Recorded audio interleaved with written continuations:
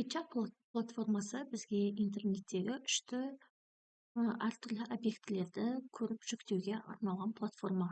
Жүйеге кіру үшін жоғары жақта оң жақта тіркелу батырмасын басамыз, немесе кіру батырмасын, және де өзіміздің Google аккаунтымызды таңдап кірсек болады. Біз платформаға кірді, төмен жақта әртүрлі үшті модельдердің көріністері шығады. Және де бұл жерге егерде сізде барлығы ағылшын тілі болса, онда өзіңіздің қалауыңызша қазақ немесе орыс тіліне аударсақ болады. Қазақ тіліне аударылды. Енді жоғары жақта бізде зерттеу деген батырма бар.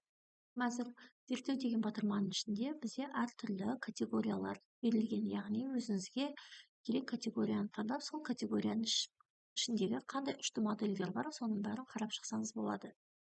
Немесе егерде сіз өзіңізге нақты не керек екенін білсеңіз, онда мына жерде жоғарғы жақта іздеу жолағына мысалы домбыраның үш моделі деп домбыра деп жазсақ болады. Және де бұл жерде бізде тегін түрде бар және ақылы түрде бар. Егерде бізде жоғарғы жақта жүктеу батырмасы болмаса, онда бұл ақылы деген сөз. Егерде осында жүктеу батырмасы болса, онда ол бізде тегін беріледі. Енді үшті модельге басамыз. Басып біз үшті модельді жан жақты етіп осылай көріп шыға аламыз.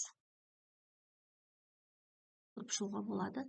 Енді үшті модельді жүктеу үшін төмен жақта бізде үшті моделін жүктеп алыңыз деген батырма бар. Осы батырмаға басып, моделімізді керек форматта жүктеп алуға болады. Және де оны кез келген ұялы телефонда немесе компьютерде үшті модельді ашатын программада қолдана берсеңіздер болады.